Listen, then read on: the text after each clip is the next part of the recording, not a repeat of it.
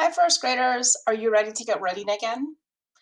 To continue our stories, make sure that you have a pencil and you have the book that we started last time. Your book should have a cover that has the title and the author. And on your first page, you should have a opening sentence that tells your reader what your nonfiction book is going to be about. Today, we are going to talk a bit more about interview questions that you can ask the person in your family that you're writing a book about, and we will get started filling up our books. In the last lesson, I wrote 3 interview questions that I thought I would start asking when I talked to my mom. I wrote, "What is your name? When is your birthday? And where were you born?"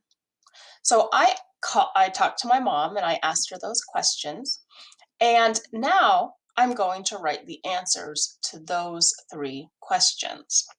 But before I do that, I wanted to show you some of the questions that your classmates sent me that they thought of that they could ask the people in their families. One of the questions that a first grader sent me was, "What is your favorite place to visit?" Another one was, "What do you like to do for fun?" "What is your favorite thing to do with me?"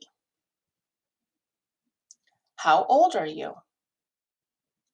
"What school did you go to?" "What sports do you like to play?" "Where have you traveled?" "What do you like to do on the weekend?" So those are some of the great questions, and I got very similar questions from some of you, and so I tried to make them into questions that everyone can use and everyone can ask the people in their families. Now, I also was noticing that, oh, I forgot one. There's one more here. Do you have any brothers or sisters?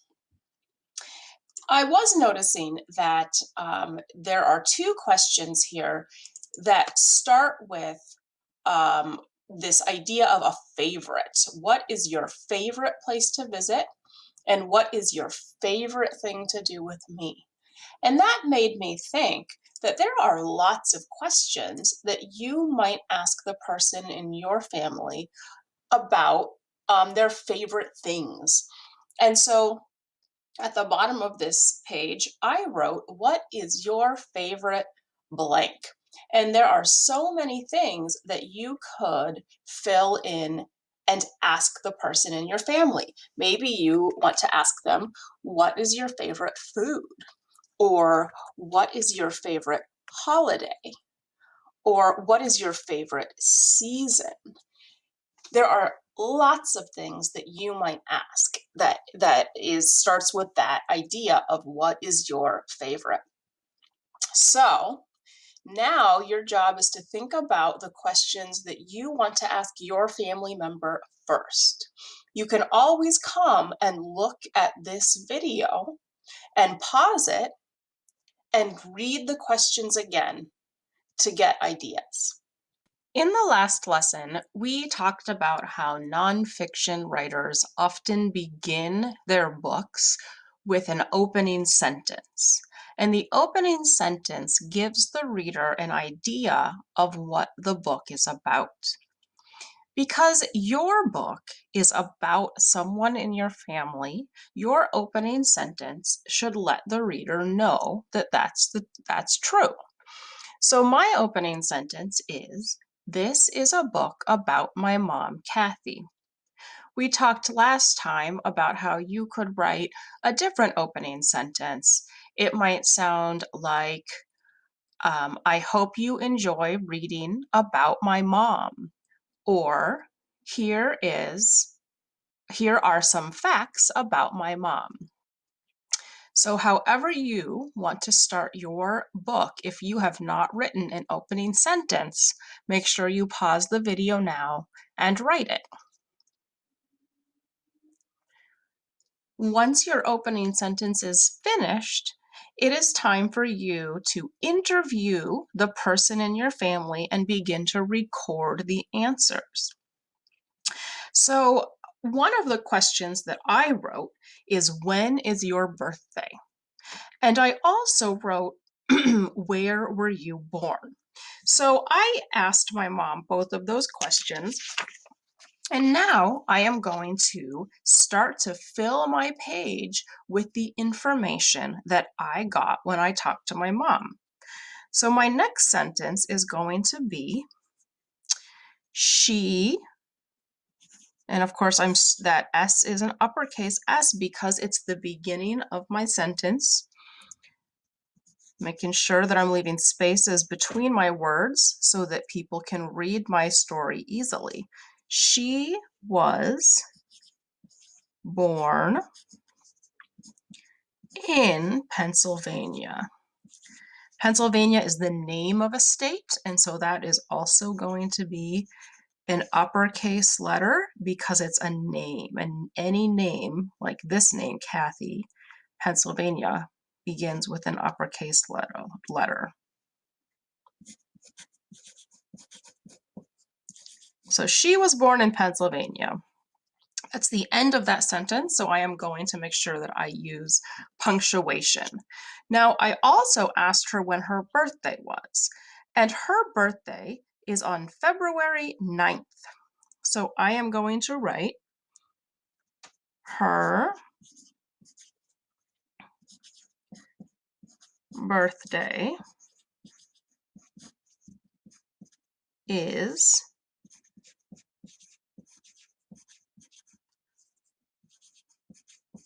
February 9th. And that's a period too. So here are my first 3 sentences. This is a book about my mom, Kathy. She was born in Pennsylvania. Her birthday is February 9th. Notice that I have punctuation at the end of every sentence, and the first letter of every sentence is uppercase, and also the first letter of the names in my story are uppercase. I interviewed my mom for a while, and I wrote the answers to several questions that I asked her. So you already saw that I wrote she was born in Pennsylvania and her birthday is February 9th. Then I asked her if she has brothers or sisters, and I wrote what she told me. She has one brother. His name is David. She has 2 sisters. Their names are Carol and Anita. She is the youngest child in her family. So when I asked her about her brothers and sisters, I got all that information that I was able to write down. Then I asked her what she likes to do for fun. And she told me that she likes to go on long walks with her dog. She likes to go to coffee shops with me to drink coffee and talk. That was the question that someone sent me, that was, what is your favorite thing to do with me? And that's what she said. She likes to go to coffee shops with me to drink coffee and talk. We also like to go to movies together. So first graders, when I asked my mom just 6 or 7 questions, I was able to fill up my first page with all of that information. You know a lot about my mom just from me writing down the answers to those 6 or 7 questions. Your job today, when this video is over, is to fill up your first page with facts about the family member that you are interviewing. Remember, you can go back to the questions that we went over. You can go back to that part of the video and pause it and use those questions as you interview the person in your family. As you interview your family member and record the answers to the questions that you're asking them, I have a spelling tip for you. Many of the words that you are going to be writing in the answers are already in the questions. For example, if I asked my mom, "What is your favorite food?" Well, the answer to that question is going to begin with her favorite food. Well, I know how to spell her, and if I forget, that's a word that's on my word wall, so I can look it up.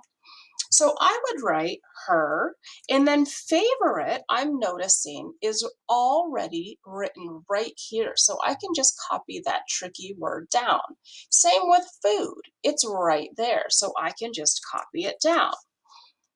Her favorite food is, now let's pretend that her favorite food is blueberries. When I get to the word blueberries, I know that that's a really tricky word to spell.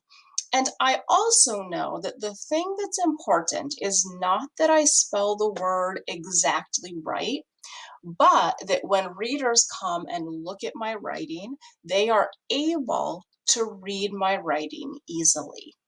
And the way I make sure they can do that is by stretching out that word and writing all of the sounds that I hear.